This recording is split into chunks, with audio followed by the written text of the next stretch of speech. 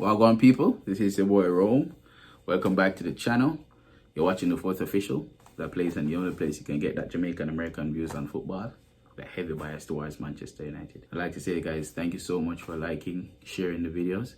If you're brand new here, hit the subscribe button and continue to support the fourth official. We very much appreciate the support. Let me start off by saying, yes, guys, we are under different settings, different area code. For the time being, the fourth official is now on orders, saving the world one weekend at a time. And for the foreseeable future, we'll be here in military attire for most of the time. But we'll still be trying our best to bring the content to you as much as we can for as often as we can. And so I'd like to start off this weekend roundup by saying all the Manchester United fans on this channel, or who are about to come on this channel, you know what to expect from our beloved club. One weekend of brilliant football and the other weekend of just not showing up. I hope this is not going to be the story of this season, because in order for us to be competitive or even try to win the league, we have to be consistent. Showing up and dropping 5-0 one weekend and then coming up the next weekend and dropping a shit show is just unacceptable. The guys didn't show up. The midfield was not there. Passing was shit. Ball retention was shit. We could not beat the press for shit. And as such, we ended the game as shit. I look forward to see this coming weekend. I look forward to see Solskjaer making some changes. I do think he needs to play Pogba in the midfield, get rid of McFred, get rid of Fred and Matic, play Matic by himself in there, or play Fred by himself with Pogba and Bruno in the midfield. I still think he needs to give Anthony Martial one more chance in the middle because the service wasn't there. Put Sancho on the left, Greenwood on the right. Or put Sancho on the right, Martial on the left, Greenwood down the middle. Whichever way, but I think that formation and that front three would be a lot more fluid if we can make them interchangeable. So let's see. But on to the reason why you're here, people. The Reggae Boyz and the weekend roundup. I'd like to touch on a few things of the Reggae Boyz this weekend. Obviously, there's a lot of Reggae Boyz playing overseas in England. A whole heap of football being played in the Championship and beneath and the Premier League as well. So we're going to touch on a few choice players that I want to talk about. First one is Amari. Now, Manchester United sent a youngster down to Birmingham called Chong. He was born in the Caribbean to one of those Dutch islands. And he played for the Dutch under-20s, I think, or under-21. And Chong, you can't miss him when you watch Birmingham. Long hair, flowing hair. This man had Amari Bell on a string, fam. Amari Bell for that 90 minutes changed his name from Bell to Pinocchio, brother. And Chong was just a puppet master. He just have Amari Bell on a string the entire time. It was so bad. It was so bad. Yeah, Chong was bossing the game the entire time. And, for me as a Manchester United fan and the Reggae Boyz, and I'm going to be following the Manchester United youngsters because I want to see the best for them. I want to see what they can bring to the Manchester United team. Just so I chose that match because I'm getting the best of both worlds to watch. I'm watching Amari Bell and I'm watching Chong. And I didn't get to see Amari Bell because the man never show up.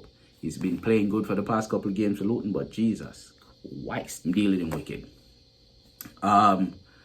DJ popped up, Mr. Consistent for Preston Northern, still being Mr. Consistent. DJ being there for Preston at number 11. Rastaman pulling up and making his voice be heard, and I respect that. Best of yourself, DJ. Now, the story of the weekend to me is Ravel Morrison again starting again for Derby County in the Championship. Now, one could argue that, Derby County squad is limited.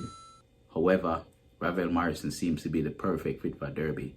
He seems to be getting his discipline in order, and he seems to be focusing on being a professional. And that's all we can ask for, to be honest, people. That is all we can ask for. And the story of this season will be Ravel Morrison has now played 3 games in a row for Derby, potentially 4 when they play in the EFL Cup tomorrow. And I'm happy that he's happy with playing football. And why does that make me happy? Because as a Reggae Boyz fan, we're going to get the best Ravel to come play for the Reggae Boyz. And I think the best quality Ravel will give us, especially in those World Cup qualifiers, especially against Mexico, is ball retention, fam. We don't have enough midfielders who are able and capable to hold on the ball in tight situations, 2-on-1 situations, making the right decisions. And I can't wait for Ravel keep getting speed up, get up to speed and start knocking the ball some more. Big up yourself, my boss. Also, we have a big up man like Ethan Pinnock. 2 clean sheet that not the prem. The man is running. Ethan Pinnock is not coming back to the Jamaican national team for look per man. You understand? Ethan Pinnock is coming for a starting lineup. Now, who will make way? Ethan Pinnock is playing at the highest level and he's playing damn well in these first 2 games. So who is going to make way for Ethan Pinnock in the Reggae Boy squad? That is going to be a discussion that we all have to have eventually, because if we're talking about quality and who's playing what, who's playing where, can we make an argument that Ethan Pinnock is a Premier League defender, which a Premier League defender in itself should be the first name, one of the first names on the team sheet? I mean, rate Mr. Low, if you're playing in South Asia, however you're playing, are you really up to the standard to play, to keep a man like Ethan Pinnock out of the team on quality? I don't know. What about Liam Moore? Liam Moore is arguably a better player than Damian Lowe. Liam Moore is out there knocking in goals the other day from top of the 18-yard box. That's such a that's such a wonderful discussion to have, and as you know, the fourth official is here for those type of discussions. We will raise the issues, so we will have a conversation eventually about if Ethan Pinnock continues the way he is right now, and if Liam Moore continues the way he is right now, and if Damian Lowe does make a big move to a big league in a big team, should he retain his spot as our main defender, regardless of how much we rate Damian Lowe? Is his competition right now pushing him out of the team? And to be objective and not just a fanboy, we can tackle this conversation, and we will eventually, people. Stay tuned to the fourth official, because we are going to make a video upon this, because it sounds like a very interesting topic. What will happen to Damian Lowe if Ethan Pinnock continues the way he is going right now? Decisions. Boy, Topper, tough. And the last topic we want to touch on is man like Leon Bailey, the Jamaica poster boy Leon Bailey. He didn't play in the last game because he was injured. Felt his hamstring in training. Now we know Leon Bailey come like he make out a matchstick when it comes to injuries. He's, I wouldn't say prone to injury, but he gets injured very often and very frequently. This is a lot of games due to injuries that happened for him in Dortmund, in Leverkusen. The question needs to be asked, people. As I said, I'm the fourth official. I pride myself on asking these type of questions, raising these type of issues so that man can start thinking about it. With Leon Bailey now moving to the Prem, which is arguably a more aggressive, a more physical league than the Bundesliga, do you think he has what it takes physically as a professional to make it in the Prem? Does his body have what it takes to make it? We've seen players break down because of the physical requirements from the Premier League. Eric Bailey can't stay fit for saving Mumma life.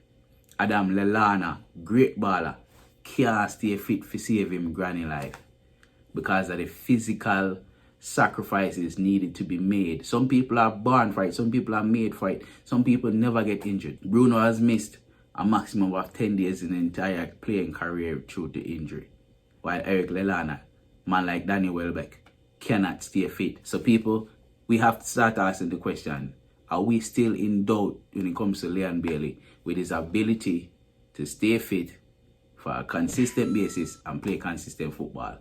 Let me know what you think. Make sure you drop a like in the video. Subscribe to the channel if you're brand new. Leave your comments and your thoughts down there in the comment section. And remember, live good, love God, stay safe, wear a mask, manners.